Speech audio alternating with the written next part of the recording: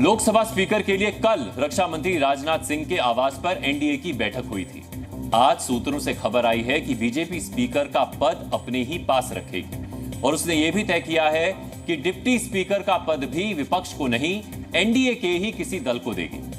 Speaker के लिए BJP के ओम बिरला फिर रेस में है, लेकिन पार्टी कोई नए चेहरे से चौंका भी सकती है। इस हिसाब से डिप्टी स्पीकर टीडीपी का बन सकता है। सरकार बनने से पहले ही अटकलें लगने लगी थी कि टीडीपी और जेडीयू दोनों ही समर्थन के एवज में स्पीकर के पद को लेकर अड़ी हुई है। आज जेडीयू ने कहा स्पीकर पर जो बीजेपी तय करेगी उसे मंजूर होगा। कल श्री राजनाथ सिंह जी ने इसी प्रश्न को लेकर के जो सभी घटक दल हैं एनडीए के, उनकी बैठक बुलाई थी। हम लोगों के बीच में सर्वसम्मति बन रही है। जहां तक जनता दल यू का प्रश्न है, वो किसी पद का दावेदार नहीं है।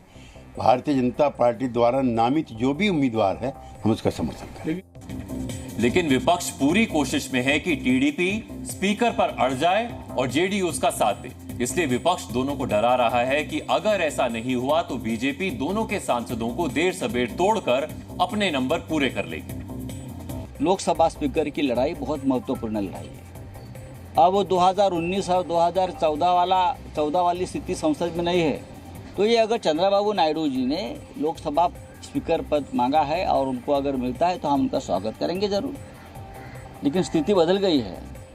अगर हम चाहें तो हमारा बहुमत हम लोकसभा में दिखा सकते हैं। अगर चंद्रबाबू को ये पद नहीं मिला और चंद्रबाबू अपना उम्मीदवार खड़ा करते हैं तो हम पूरे इंडिया अलायंस में बातचीत करेंगे सब मिलकर, और हम ये कोशिश करेंगे कि पूरा इंडिया अलायंस चंद्रबाबू के उम्मीदवार के पीछे खड़ा रहे।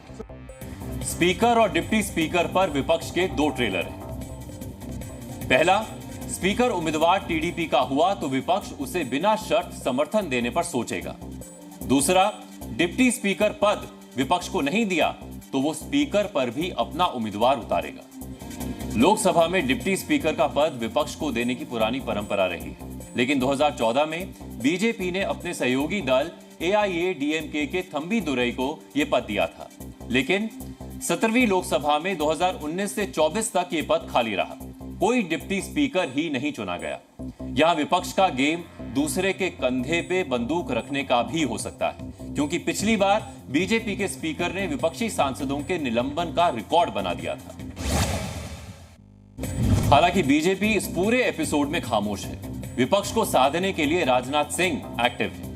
कल कानून मंत्री किरेन रिजिजू कांग्रेस अध्यक्ष मल्लिकार्जुन खड़गे से मिले थे।